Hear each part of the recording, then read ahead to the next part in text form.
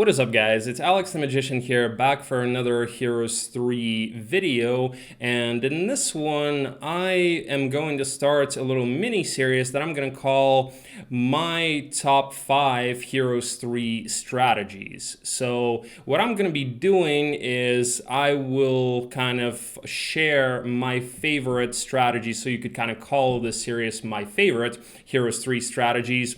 But basically, I'll be sharing the strategies that I particularly like to utilize and that I've utilized successfully. And I'll kind of be describing to you guys what it takes to make the strategy work and, when it is and isn't a good idea and whatnot. But I am curious what you guys think also. So do let me know in the comments below what you think about these strategies and if there's any other strategies that you guys like to utilize yourselves and that you have utilized successfully. So maybe if you guys share some strategies that I kind of didn't think of before making this series, I might make videos on those as well. So without further ado, let's just go ahead and get into this. And again, this is going to be part 1 out of 5. So I'll basically be sharing one of the strategies per video, just so the one video is not way too long and it's a little bit more manageable.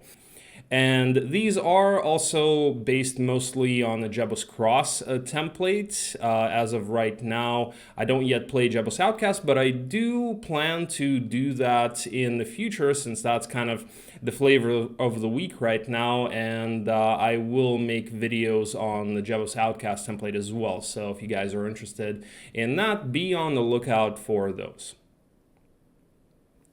All right, so without further ado, let's just go ahead and get into this.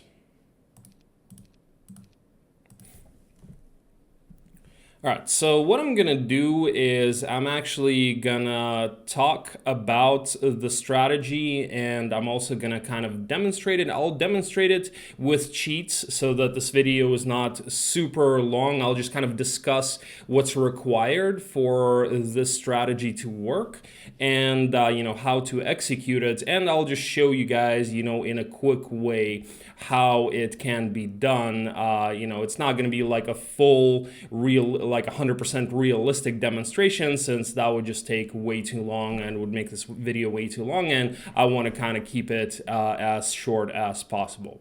So the first strategy is going to be Castle Biome Gaming. So with Castle Biome Gaming, and there are other towns that can biome game as well, but Castle is probably the most favorable one for it, because with Archangels, if you can get Archangels, they are, essentially the best units, the best upgraded tier 7 unit. And with Castle, you stand to get really strong by biome gaming, whereas with other factions, you may not necessarily get as strong. Tower is another one I like to do it with, because Titans are also really good, but not really as overwhelming as Castle and Archangels. So essentially, what you would need for biome gaming with Castle is any combination of Portals of Glory and Conces, as well as Utopias. I would say maybe at least 2 Utopias. If you have more, even better, right? So the idea behind the biome game is that you will break later, but you will be really, really strong when you actually get into the center. That's the idea. So with Castle, for example, with a map like this, so on this map, we actually have 1, 2, 3. So we have 3 Portals of Glory.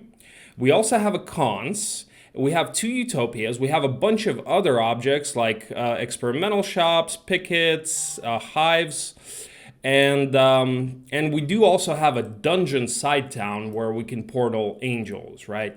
So assuming that we did not spoil the portal, or that we get lucky, we can get additional angels from that, right? So a map like this is almost ideal for biome gaming, right? And also with the fact that the center is not super huge, you know, if your biome is really big and you can kind of assume that the center is not that big, it is even more favorable to biome game. So the thing about biome gaming is you always take a risk, right? You will break later, so you're giving your opponent a chance to actually farm the desert. But if the desert turns out to not be very good, and your utopias turn out to be good, then it can definitely be favorable for you. You can definitely win with biome gaming, especially with Castle. I've definitely won games like that. It's not as common. You should still try to break earlier. It's usually still better to try to break earlier because the desert is more likely to have better stuff in it, and the desert is shared, and you can always go back to farm your biome. But in some maps, it may be favorable to actually biome game. So let me just kind of demonstrate this really quickly. So I am going to use cheats here.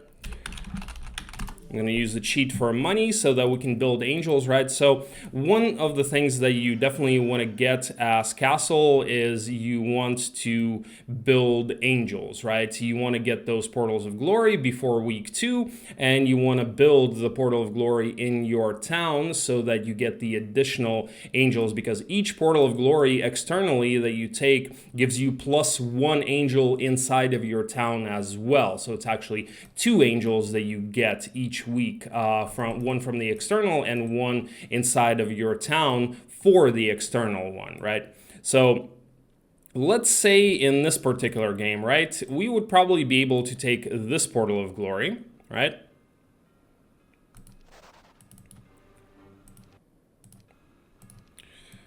And we would probably be able to take this portal of glory.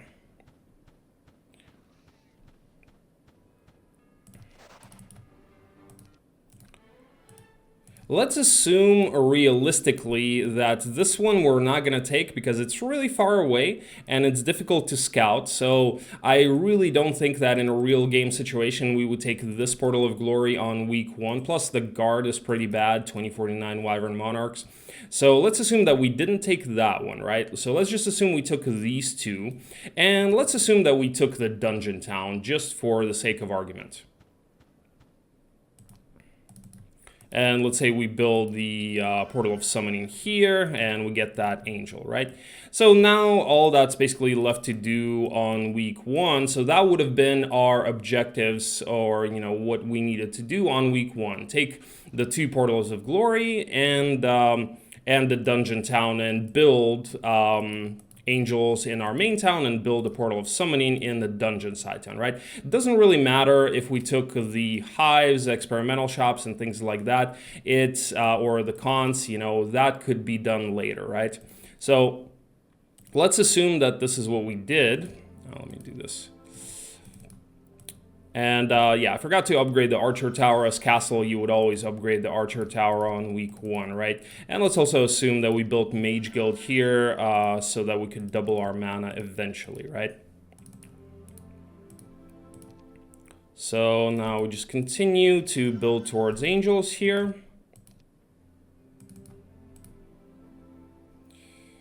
Barracks, Mage Guild. Monastery, and the Portal of Glory. Okay, and let's say we wait until week 2, right? So we have that Portal of Glory. So now we already have, so let's even delete these Archangels that we kind of cheated with. But now we have 4 angels here, plus another 2 angels here, plus another 2 angels here,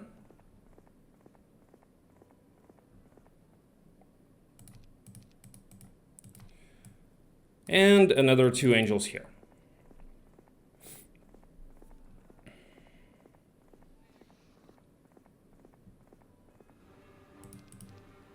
All right, so that's already 10 angels.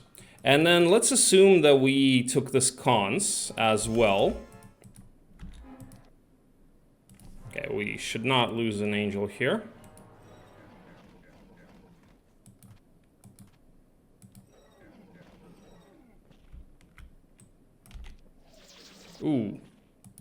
Okay.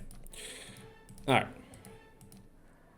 So that's 12 angels. On 121, we could have had 12 angels. With that, we could have already gone for the break, potentially, right? But in this case, you know, we might, we would probably try to go for the utopias instead.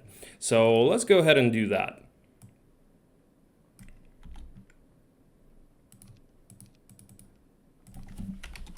Again, I'm just going to cheat here real quick just to kind of assume that we didn't lose anything in there, you know, because in the actual game, we probably would have farmed some of the other creature dwellings, maybe some artifacts, etc., and we would have been able to make it so that we don't lose anything in the utopias. But in this case, you know, I don't really want to drag out the video and make it too long, so we're just going to go ahead and do it like this.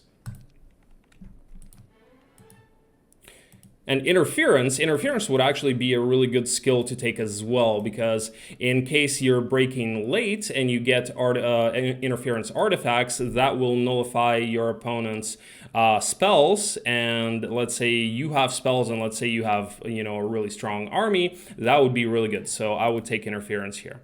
Oh, well, there we go. So the first Utopia already gives us the Tome of Earth. So that's already really good. And the second Utopia is a maxi. I would take offense here probably, and there's earth magic also, that's perfect, and that is a really good taupe as well. So check that out. So we have basically 15 all stats, and at this point we would be able to upgrade our archangels. Let's once again get rid of the cheated ones and upgrade these. So we would have 12 archangels in this game. And, well, let's assume that we farm the rest of the objects just with side heroes.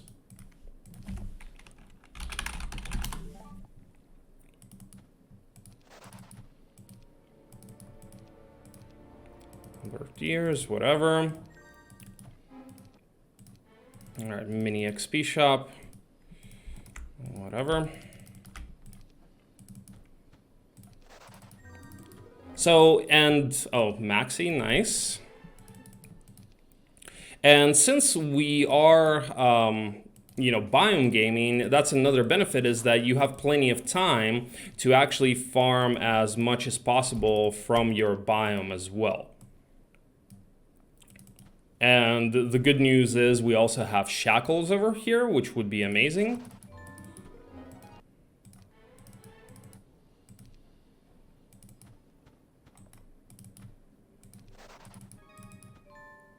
Let's assume that we also went for the picket over here.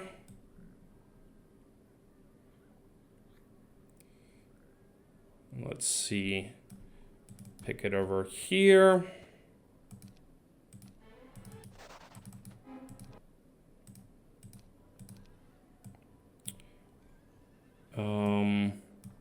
These two pickets.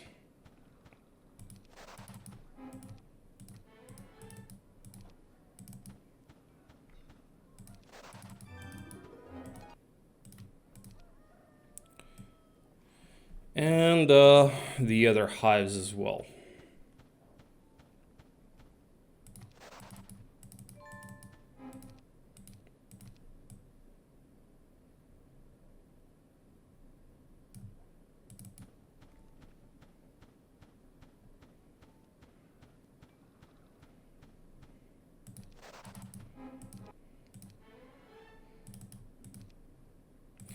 And let's also assume that we grabbed these artifacts here. Okay, so let's say this is about all that we farmed, right? So we would have, so these are the cheated archangels, but these are the ones that we did get from our biome. So 12 archangels, 20 wyvern, 26 clops, and 8 giants with all of these artifacts, right? So this is pretty amazing. So imagine having this Valeska. So even if we do all of this on like 1-2-1, 1-2-2, and break 1-2-3, still, imagine having this army on 1-2-3, right? You have 12 Archangels, 20 Wyvern, 26 Klops, 8 Giants, and you also have Earth Tome. You have these stats, and yeah, you also have interference here. So the good news about having this many Archangels is that you really don't, like, once you get about 10 plus Archangels, you really don't care what you have to fight. Like Fairy Dragons, no problem. Anything is no problem, because at the end of the day, even if you lose something, you can use the Archangels to resurrect. You can make a few stacks of them and actually use their resurrect ability. So these Fairy Dragons here, for example, they will just die, and they will not be able to do anything. Okay, well, here we lose 4 of them, but that's not going to happen. And even without magic, we didn't even buy a spell book, right? Even without that, it's going to be fine. Okay, well, they killed the halberdiers, and we can just resurrect them with the Archangels, and that's it. You know, you just do the Fairy Dragon break on no losses, and that goes for any fight. The Black Dragons, any fight that would be super difficult. That's the good news. The good news with the Biome Gaming is that you really don't care what your break is going to be. You really don't care what you have to fight in the desert as well. So even if we break like 1-2-3 or 1-2-4, we are super strong at this point, right? With the 12 Archangels is going to give us first move. We can use Implosion. We can even double our mana in the dungeon town, right? And imagine, you know, imagine doing that. So imagine us breaking even like 1-2-4, but we have 19 spell power, and we have a Thunder Helmet, don't we? Yeah, okay, so we can actually even double our mana with that, right? Let's buy a spell book and double our mana here. Yeah, so imagine this, 500 mana, and you know, you have Implosion, you have, we actually even have Earth Magic, and we even have Interference, and we have Shackles. So this would be really, really, really, really tough to beat for your opponent. So this is why Biome Gaming, especially as Castle, can be a viable strategy. So this is what I wanted to kind of explain and demonstrate in this part of the video.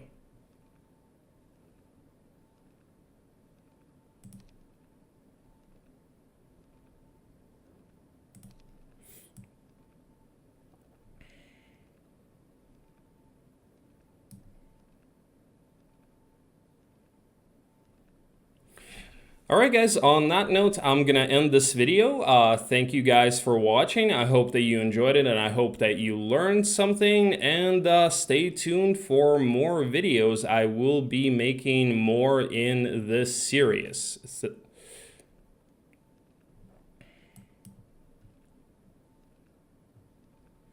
Alright guys, so that's it for this video. Thank you guys so much for watching. I hope that you enjoyed it. I hope that you found this helpful and useful, and that it helps you kind of determine the strategies that you want to go for in your PvP games. On that note, I'm going to end this video, and stay tuned for more videos in this series. Once again, if you guys want to see more Heroes 3 content in English, check out my Twitch stream, link in the description below. And today and tomorrow, I am still streaming on YouTube starting around 7 p.m. Ukrainian time, which is GMT +3. But next week, I think I'm going to be back on Twitch at 8 a.m. on Friday, next Friday, also Ukrainian time. So hope to see you guys there. All right, thanks once again. Peace out.